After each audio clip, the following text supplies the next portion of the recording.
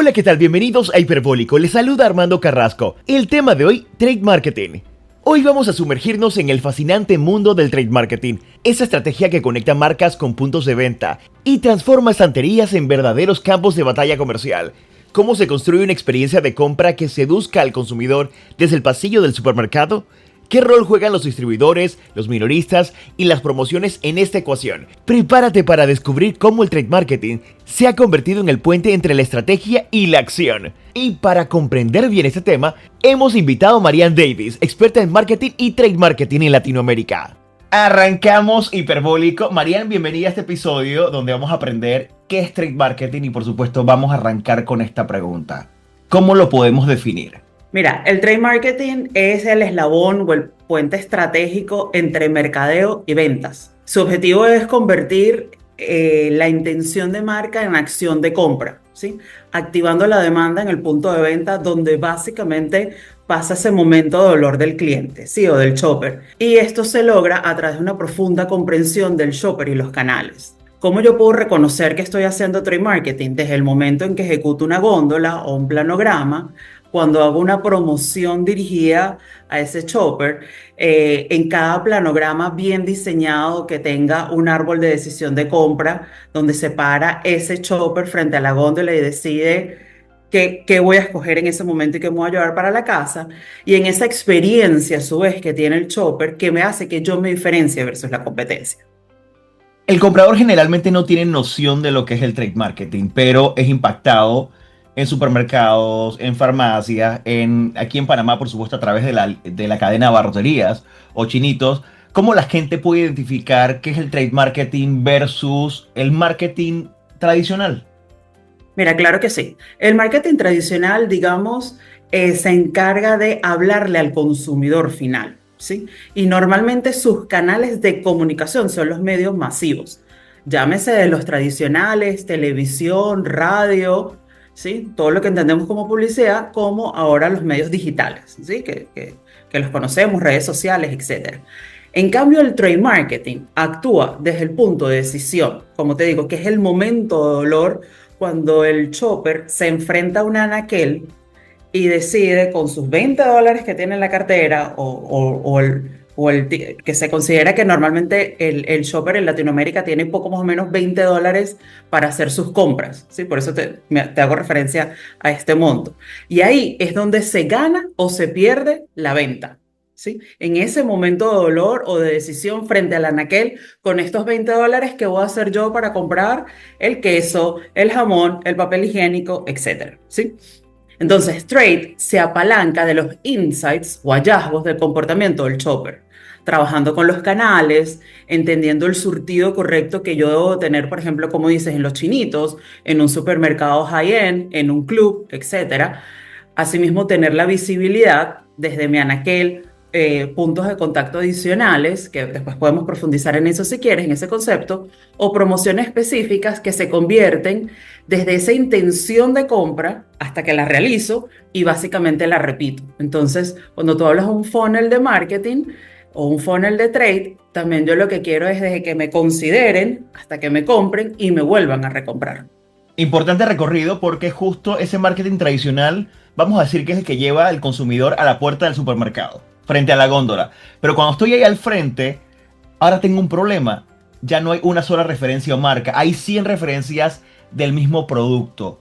Y esto es para la gente que está en marketing y esto es como la esencia y esto es lo que nos gusta a diario. ¿Cómo hacemos para destacar por encima de esa cantidad N de opciones? Destacar en un mundo lleno de oportunidades, ahí es donde interviene la magia de mercadeo y de trade marketing. Y hoy es absolutamente imprescindible, digamos, para una empresa de consumo masivo, farmacia o cualquier categoría emergente. Tú lo que tienes es que definir el valor de tu marca y cómo tu marca va a vivir en ese canal. Eso se le puede llamar, por ejemplo, propuesta de valor. O sea, hay muchas personas vendiendo detergente, pero si yo quiero vender un nuevo detergente o un nuevo café, ¿cuál es mi propuesta de valor? ¿Cuál es la fantasía que yo le voy a vender a ese shopper para que él me compre? Asimismo, cuando ya estoy dentro del espacio del punto de venta, ¿cómo maximizo ese espacio? ¿sí? O sea, cómo yo gano relevancia dentro del anaquel, la rentabilidad que debe tener mi producto, cómo gano market share, o sea, cómo gano participación dentro del anaquel y dentro del bolsillo de ese chopper.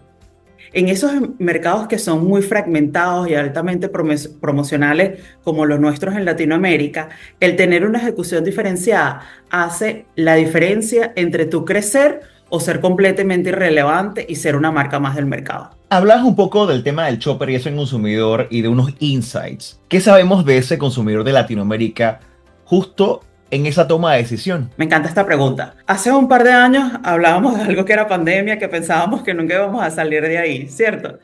Mira, en la pandemia que de nuevo pasó hace 5 años, pero uno a veces la dimensiona o muy lejos, muy cerca. En la pandemia cambia el consumidor, ¿sí? En la pandemia básicamente estamos encerrados y cuando hay esa oportunidad de ir al punto de venta, lo que tienes es pocas ocasiones para ir al punto de venta y por lo tanto debes abastecerte más porque había más consumo en el hogar. Cuando tú, digamos, vas menos veces al punto de venta y ahí tienes que aumentar tu drop size, pues, ¿no? O sea, tu compra por volumen. ¿Qué pasó ahora? O sea, básicamente afecta al consumidor el aumento de la inflación, las políticas cambiarias de los países vecinos o inclusive de Estados Unidos. O sea, hay muchas cosas que han ido afectando al consumidor actual. Y básicamente, pues ya tenemos abiertos los canales y abiertas las vías de movilización. Se estima que actualmente el shopper latinoamericano está visitando, Armando, entre 13 y 17 puntos de venta por mes para poder completar su canasta básica. O sea, imagínate tú que tengas que ir, o sea, a un supermercado, a una tienda de chinito, vas al mercado de abasto, o sea, terminas yendo a una cantidad de canales para completar tu canasta básica. Esto nos ha obligado obviamente a entender que hay un shopper de nuevo que tiene unas implicaciones en el bolsillo súper importante, está muy fragmentada su compra, está demasiado atento al precio y las promociones, se convierte en el driver o en el indicador, en lo que lo mueve como lo número uno, y esto es algo que permea, digamos, a todos nuestros países de Latinoamérica, ¿sí? Entonces, eso es un reto, digamos, el entender ese shopper que está luchando contra una realidad que lo apabulla, que lo envuelve y que es su nueva situación. En Latinoamérica siempre hemos sido de ser motivados por las ofertas y las promociones. Sí, y eso se ha exacerbado muchísimo más en el último tiempo. Como te digo, se estima que por lo menos el 70% de tus decisiones de compra estén impulsados por el precio y las promociones. El 70%. O sea que realmente ahora lo que está en juego es la fidelidad o la lealtad a la marca. Sí, y entonces ahí es donde las marcas tradicionales tienen un reto increíble de mantenerse vigente, porque por el otro lado hay un boom del desarrollo de las marcas propias. Las marcas propias, las marcas privadas, marcas de la casa, hay montones de formas de decirles, marcas blancas también se les dice, donde ese shopper ha entendido muy bien que la marca privada o la marca blanca ha logrado satisfacer su calidad y sobre todo a un precio por lo menos 20 o 30% por debajo, ¿sí? Entonces ahí es de nuevo, y vuelvo a tu pregunta, las marcas tradicionales o las marcas comerciales deben tener una magia para entender esos momentos de dolor del shopper, ¿sí? Entender ese job to be done, o ese trabajo por hacer, o sea, ¿qué le falta? ¿Cuál es ese trigger? ¿Cuál es ese disparador que hace que el shopper diga, ah, wow, esta es mi marca de toda la vida, déjame seguirla comprando? Es una tarea bastante dura con un consumidor que, ya lo dijimos, no es leal a una marca y que además está yendo haciendo un recorrido mucho más largo para completar lo que antes tú comprabas. Por decir, antes se decía voy a ser supermercado y hacías una gran compra en un solo lugar y te abastecías por un tiempo largo. Ahora vas muchas más veces y a muchos otros lugares para complementar. Aquí compro aseo personal, acá compro la proteína, acá compro enlatados hasta completar y quizás ya no me alcanza porque quizás ese ticket promedio o lo que tengo en la cartera ya no me permite hacer esa gran compra. Sí, es un reto de nuevo y por eso ahí hay un concepto que no es nuevo, que se llama shopper marketing, ¿no? Donde básicamente es ubicar al shopper en el centro de la ecuación. Cuando tú ubicas al shopper en el centro, entendiendo sus necesidades, no las tuyas como marca, entendiendo las necesidades del shopper. O sea, por ejemplo, yo te acabo de decir que poco más o menos se estima que el shopper latinoamericano tenga $20 para completar su canasta básica. Armando, con esto tiene que comprar carne, embutidos, leche, cuidado personal, la cuenta no da, ¿cierto? Por el otro lado nos están diciendo que visita por lo menos 17 puntos de venta.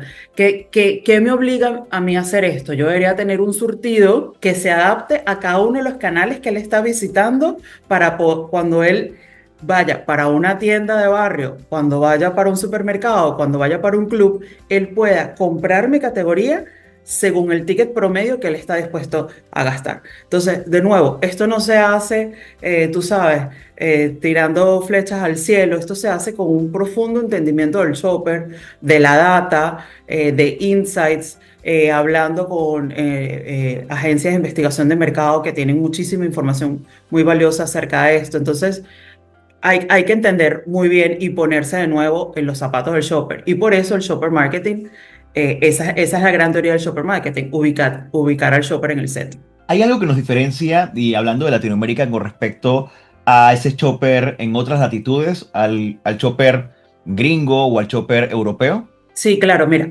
el desarrollo del comercio electrónico en Estados Unidos y Europa, e inclusive en Asia, es súper desarrollado, se tiene altísima penetración. Cuando nosotros hablamos de la penetración en Latinoamérica, digamos, si hablamos de Centroamérica hacia abajo, la penetración aún es baja. México, digamos, es un mercado muchísimo más evolucionado. Ahí hay unos dolores que resolver, ¿sí?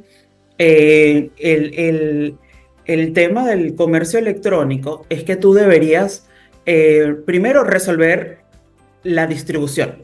Lamentablemente en la mayoría de nuestros países de Latinoamérica las direcciones son calles, ¿no? Calles por nombres, no calles por números.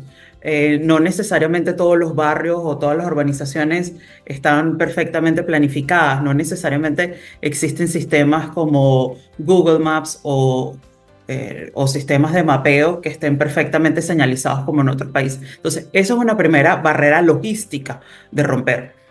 Y por el otro lado está, digamos, la aceptación del comercio electrónico por parte del latinoamericano. Sigue habiendo, digamos, en esas distintas generaciones, que también es importante entenderlas, entonces están los boomers o la generación de nosotros, que estamos considerablemente más abajo de los boomers, que digamos todavía nos gusta mucho más el tacto, pero tienes las generaciones más jóvenes que aún no son decisoras de compra, que sí están más dispuestas a probar el comercio electrónico. Entonces, digamos, ahí hay unos grandes retos que romper en el tema del comercio electrónico y esas son las grandes diferencias con estos países. Es una tarea bien importante porque justo te voy a preguntar cómo hace el trade para tratar de evolucionar dentro del comercio electrónico. Sí, mira, de nuevo, un poco lo que yo te hablaba cuando el shopper visitaba tantos puntos de venta, eso se le llama omnicanalidad, ¿sí? O sea, cuando el shopper tiene que visitar distintos puntos de venta para completar su canasta básica. Entonces, el gran reto de trade marketing aquí es cómo yo paso de esa góndola física que le he hecho toda la vida y la entiendo muy bien, de ese planograma físico, de ese supermercado que me lo conozco de arriba para abajo, y paso al e-commerce, ¿no? O paso a un marketplace o paso a unos apps.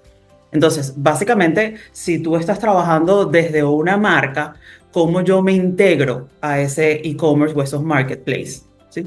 Por ejemplo, para darte un poquito siempre de terminología o de, o de conocimiento, tú en el mundo digital, tú deberías de tener algo que se llama en inglés Hero Image, ¿no? Que básicamente es como yo, dentro de un mundo digital, ubícate en una página de Amazon y tú quieres comprar unas vitaminas, ¿sí? Cuando tú abres y colocas, no sé, omega 3, tú vas a ver que te va a salir un universo de productos. Pero ¿cuál es el hero image o aquella que te llama la atención?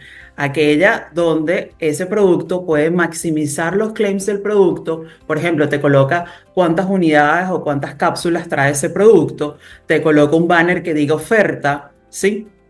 Ese tipo de cosas son los que hacen que tus claims o tus drivers de tus productos maximicen la atención. Entonces, en el mundo digital, la atención es mucho más corta y debes de tener unos indicadores y unos, digamos, infaltables para poder cumplir, ¿no? Entonces, digamos, de cara a trade marketing, de nuevo, ¿cómo yo ubico la experiencia del shopper antes que mis necesidades? Y eso siempre es una guerra que va a tener marketing y trade marketing por ganar, ¿no? Ese job to be done, como te comentaba antes, ¿no?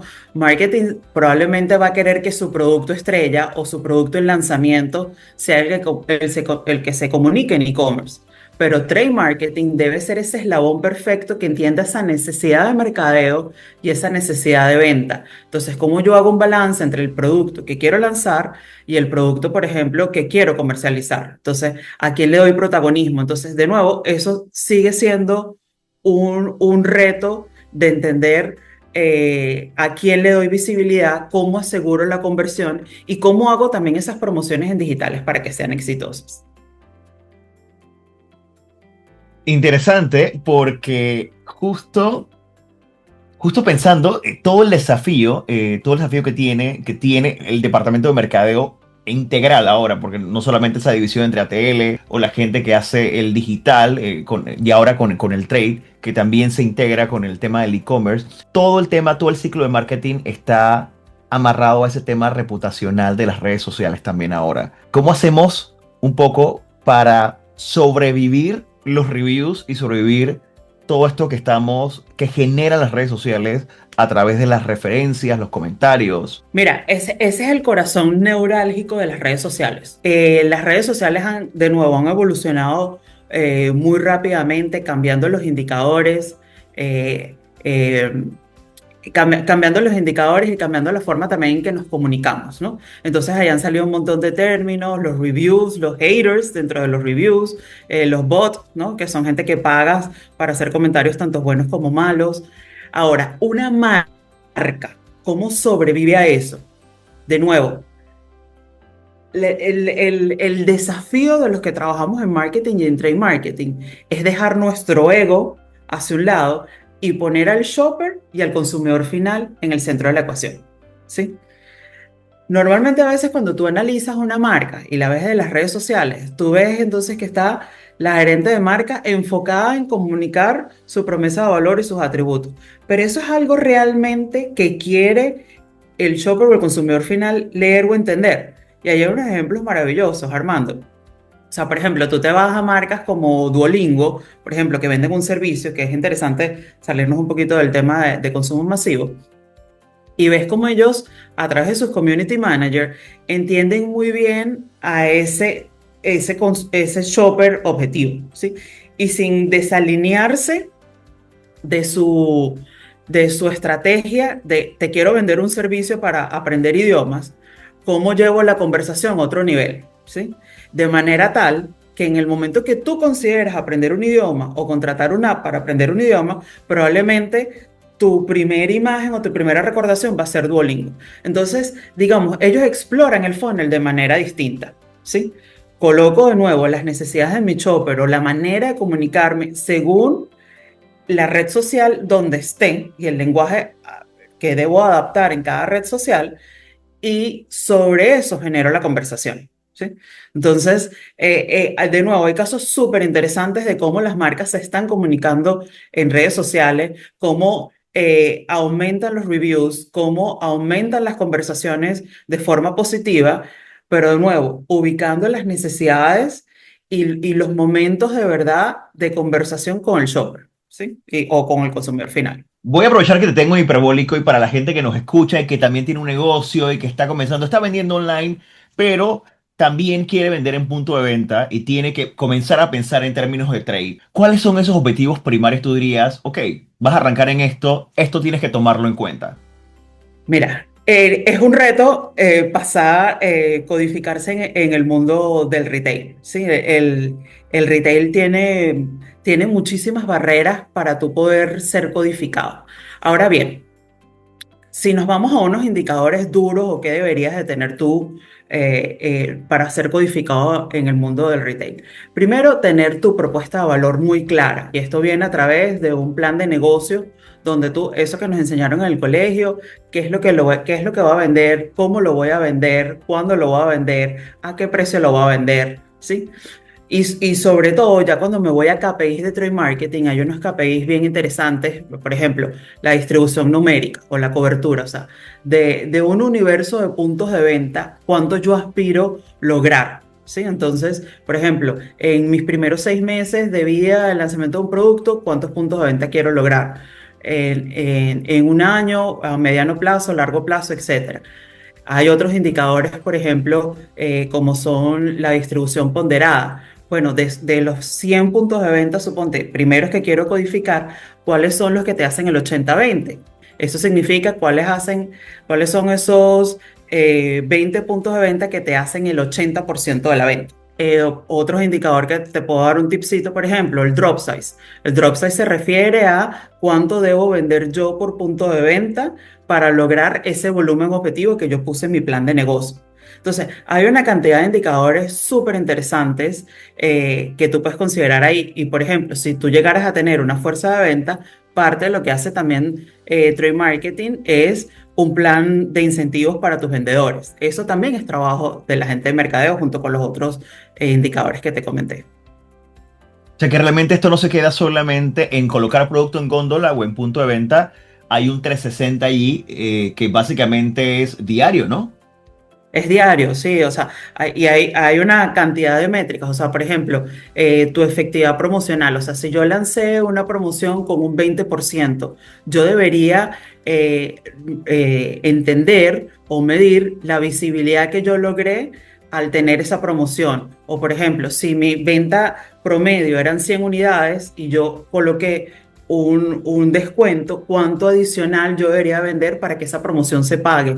O inclusive para que me dé volumen adicional o venta en tu moneda, en dólares, la que sea, adicional. ¿Sí? Entonces, de nuevo, hay muchísimo que tú tienes que alinear para tú poder ser codificado desde entender los objetivos del retail, entender los objetivos de distribuidores, entender los objetivos de tu fuerza de venta, entender los objetivos de la marca. Es una marca que va a venir a ser rompedora, es una marca premium, es una marca de volumen. Alinearme con ventas y con mercadeo y ahí empezar a definir todos mis KPIs, como un poco los que te comenté antes, ¿no? Distribución numérica, la visibilidad, la rotación, la rentabilidad, etcétera. O sea que no es algo fácil, es algo que hay que planificar estratégicamente. Sí, y me encanta que lo digas porque, y quiero que esto no suene duro ni feo, pero trade marketing ha evolucionado completamente. En un pasado, trade marketing era la gente, tú sabes, que andaba por la calle viendo los mercaderistas, las impulsadoras, colocaba un poquito de material POP. Mira, eso es trade marketing 0.0. O sea, ya ni siquiera podemos decir 1.0, 0.0. O sea, eso es como que ese job to be done ya todo el mundo lo tiene que haber hecho. El trade marketing es un alto entendimiento y por eso es que las personas de trade marketing normalmente vienen de haber hecho carrera tanto en mercadeo como en ventas, para poder ser ese eslabón que yo te estoy comentando. Para poder entender esas partes, esos dos hilos conductores Total. hacia la venta, hacia el cierre. Sí. Como apasionada del marketing, tiene que haber marcas que te han volado la cabeza en trade. Cosas que has visto, ya sea en viajes o casos que conoces. ¿Cuáles son las marcas, a tu parecer, que lo están haciendo bien en trade marketing? ¿Internacionales o locales? ¿Me puedes contar? Claro que sí. Mira, hay un montón de marcas haciéndolo espectacular. El trade ha evolucionado mucho. Mira, si hablamos de Panamá, que obviamente es el país donde vivimos, Panamá ha vivido distintas etapas. Desde que tú tienes ese retail, sabes, rígido, que te dice, no quiero que hagas nada, no quiero que intervengas, a un trade actualmente que se ha modernizado, que ha permitido que las marcas exploren todas sus oportunidades. Inclusive, si es lo que nos están escuchando y tienen la oportunidad de visitar Panamá o vivir en Panamá, abrieron un supermercado en Ojo de Agua que sugiero que lo visiten porque el retail que permitió que todas las marcas vinieran y contaran su historia para el shopper, pero desde el punto de vista de educación. Y eso es interesantísimo, Armando, porque tienes una oportunidad de oro para conectarte de nuevo en el momento de la verdad, pero hablar desde la educación. Y las marcas hicieron unas cosas espectaculares, ¿no? Entonces, bueno, tienes a una Maggie que inauguró como su tienda perfecta, tienes el tema de las categorías de aseo personal, también contando esa historia de atributos, utilizando pantallas, utilizando luz, utilizando floor stickers, o sea, que son como calcomanías o stickers en el piso, o sea, digamos, interrumpiendo los espacios sin ser invasivos, pero de forma muy dinámica, ¿no? Entonces, eso es muy lindo, es súper lindo y me parece espectacular que en Panamá esté pasando esto, ¿no? Cuando vamos a otros mercados, hay otros mercados que son completamente plain o muy limpios, entonces, claro, Panamá en eso llama la atención. Eh, por ejemplo, recuerdo haber ido a Trinidad y Trinidad también tiene una ejecución muy bonita, muy limpia. Las casas farmacéuticas o de cuidado personal en farmacias hacen unos materiales exquisitos, Armando. La gente de MM son súper innovadores. Ellos utilizan, digamos, sus mascotas y todos sus elementos. Invierten muy bien en trade.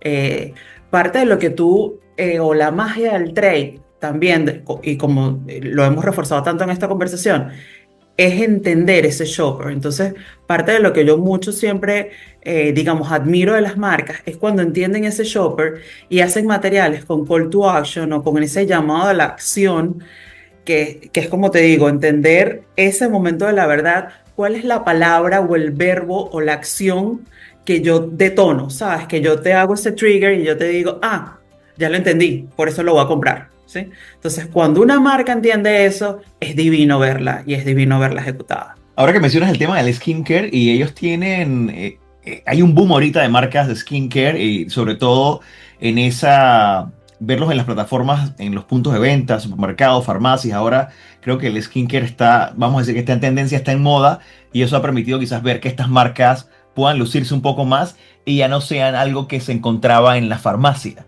Completamente rompedoras. Mira, eso es una tendencia que vino en la pandemia, justamente al estar todos encerrados. TikTok se apoderó de eso y las influencers se apoderaron de esa herramienta para potenciar el tema del skincare. Y vino muy apoyado, digamos, también por ese boom coreano de tener esta piel, Ajá. esta glass skin, que es esta piel perfecta, ¿no? Digamos, hay un caso interesantísimo de CeraVe que recientemente reportó una cantidad de millones, billones en dólares de ganancia. Y es increíble cómo su estrategia fue montada sobre influencers y de nuevo sobre el mundo digital. Pero sí, entonces esto hizo que, digamos, estas marcas tradicionales que nosotros conocemos de toda la vida hayan tenido que evolucionar. Porque de nuevo, en la pandemia, con el uso de la mascarilla, los labiales, y los cosméticos generales dejaron de utilizarse, pero hubo un boom de influencers utilizando y testeando productos en casa que hizo que, digamos, estas marcas que fueron de avanzada, digamos, las coreanas o CeraVe, hayan capitalizado ese volumen. No, y eso, escuchándote, nos lleva de vuelta a ese centro del consumidor o de ese shopper que está buscando, que necesita o que es parte ahora de su prioridad. Y sobre todo el tema salud o de cuidado que después de pandemia es el núcleo de todas las conversaciones, sobre todo, ¿no? Ese cuidado y ese bienestar. Yo te debo preguntar, porque hemos hablado lo que sí es trade marketing, lo que sí se debe y hacia dónde va, pero debo también preguntar qué no debe ser trade marketing. Mira, qué buena pregunta, porque a veces nuestras áreas tiran para todos los lados y no hacen nada. ¿Qué debería centrarse trade marketing y qué no debería centrarse trade marketing? Trade marketing debería centrarse en el amplio entendimiento del shopper, los canales y los clientes, ¿sí? ¿Qué no debería hacer trade marketing? Estar bateando emergente, ¿sí? Por ejemplo, falta un vendedor. Ah, lanza el de trade marketing que no tiene trabajo. Estos son ejemplos de la vida real. No te estoy diciendo nada que no pasa en cualquiera de nuestras compañías, ¿sí? Eh, Porque de nuevo, tú al subestimar la experiencia o el trabajo de trade marketing termina siendo un vacacionista de venta. Eso es algo que no debería ser. Si nosotros tenemos bien definidos los objetivos, los perfiles de cargo, trade marketing tiene bastante trabajo como para estar siendo vacacionista de alguien, ¿no? ¿Qué no debería estar haciendo trade marketing? Estar haciendo una campaña para medios tradicionales, ¿sí? O sea, trade marketing no debería estar diseñando la campaña que va a salir en la televisión o que va a salir en la radio. Para eso debería estar un equipo de mercadeo. ¿Qué no debería estar haciendo trade marketing? Ya que hemos hablado bastante de las redes sociales, no debería estar de community manager, ¿sí? No debería estar contestando el Instagram de tu marca a cada persona que comenta. No, para eso debería haber una persona, community manager, liderado por el departamento de mercadeo. Entonces creo que por ahí te puedo dar varias áreas de qué no hacer, pero precisamente lo que más quiero que se lleven es qué se deben hacer, que es concentrarse en el shopper. Y por supuesto, la pregunta de cierre para nosotros es, desde tu perspectiva y desde tu experiencia, ¿hacia dónde va el trade marketing? Mira, hemos hablado de shopper marketing, sí, que es poner al shopper en el centro de la ecuación, pero aquí lo que estamos viendo es que sea obviamente mucho más integrado, más estratégico y una visión mucho más madura. Ya Trade no solo ejecuta, que lo hemos hablado también, que no es solo pegar material POP, pegar precios, encargarse de las impulsadoras, sino que lidera desde los insights, desde esos hallazgos, desde ese conocimiento profundo del shopper, personaliza por canal y colabora activamente con ventas, con mercadeo, hasta el área digital, ¿sí? Como hemos hablado del e-commerce. Asimismo, tiene un amplio entendimiento de la marca privada, que también lo hemos hablado un poquito hoy, ¿no? Entiende desde cuánto está creciendo esa marca privada, la capacidad que hay de saturación del mercado, pero también entiende el shopper para entender cuál es ese job to be done, cuál es ese trabajo que yo tengo que hacer, cuáles son esos triggers que yo no he disparado en mi shopper, o esos detonadores que no he disparado en mi shopper para poder hacer el trabajo pendiente. En esa misma línea, ¿cuáles son mis white spaces o mis espacios de crecimiento? Por ejemplo, yo tengo oportunidad de ampliar mi portafolio, puedo ganar distribución numérica, puedo hacer otros planes para aumentar el drop size, como hemos hablado antes, para mi fuerza de venta. Entonces, como te conté, nos enfrentamos a un mercado muy dinámico, un mercado que hace 5 años superó una pandemia y que no tiene nada que ver el shopper de hace 5 años con el shopper de ahorita. Entonces, es cómo yo ahora le cuento una historia distinta a mi shopper, cómo lo entiendo, cómo me pongo en sus papeles y cómo entiendo esta omnicanalidad para poder satisfacer sus necesidades. Sin duda alguna, un masterclass de trade marketing. Gracias a Marianne Davis por tu experiencia, tu conocimiento y por compartirnos parte de ese trabajo diario desde las trincheras del trade marketing. Recuerda que puedes volver a escuchar ese episodio en Spotify, Apple Podcasts, mi canal de YouTube, Audible y Amazon Music. Armando Carrasco se despide y nos escuchamos muy pronto.